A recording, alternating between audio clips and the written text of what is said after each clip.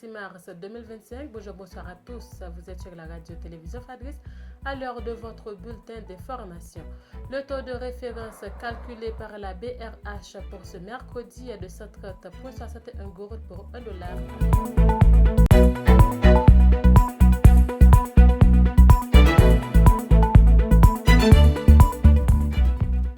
Trois blindés incendiés et un officier kenyan tué par balle, tel est le bilan tragique d'une intervention de la police nationale et de la force multinationale à Petite-Rivière de l'Artibonite. Survenu hier mardi, le gang de Savien, déjà responsable du meurtre de policiers kenyans en février dernier, est pointé du doigt. La police nationale du Kenya a annoncé dans un communiqué le lancement d'opérations de recherche et de sauvetage pour retrouver un policier kenyan porté disparu dans l'Artibonite. Par ailleurs, les gangs de Savien ont diffusé une vidéo en ligne montrant le corps du policier tué lors de cette attaque. Des manifestations sont annoncées ce mercredi à Port-au-Prince pour dénoncer la violence des gangs et exiger des autorités qu'elles assument leurs responsabilités. Certains groupes affirment qu'ils réclameront également le départ du gouvernement en place. Le président du comité de la transition CPT Fritz Alphonse Jean a annoncé être en mission en Jamaïque afin de renforcer la coopération régionale et de défendre les intérêts d'Haïti. Il a confirmé des rencontres jamaïcain Andrew Holness ainsi qu'avec le secrétaire d'État américain Marco Rubio.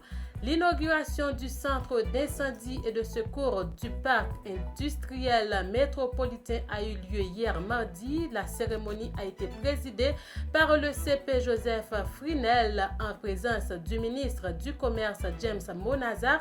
Selon la présidence d'Haïti, ce centre symbolise la volonté des autorités de renforcer la sécurité et de soutenir le développement du secteur industriel haïtien à l'échelle internationale.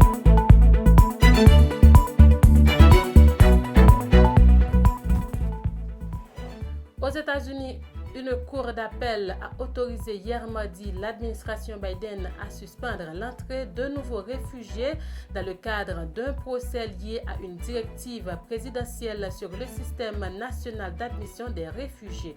En Hongrie, des milliers de manifestants ont défilé à Budapest le mardi 25 mars 2025 à l'appel du parti d'opposition Momentum et du député indépendant à cause Haddadi. Ce dernier affirme que la nouvelle loi anti-LGBT+, qui interdit notamment la marche des fiertés, constitue une avancée vers l'instauration d'un État technofasciste inspiré du modèle chinois.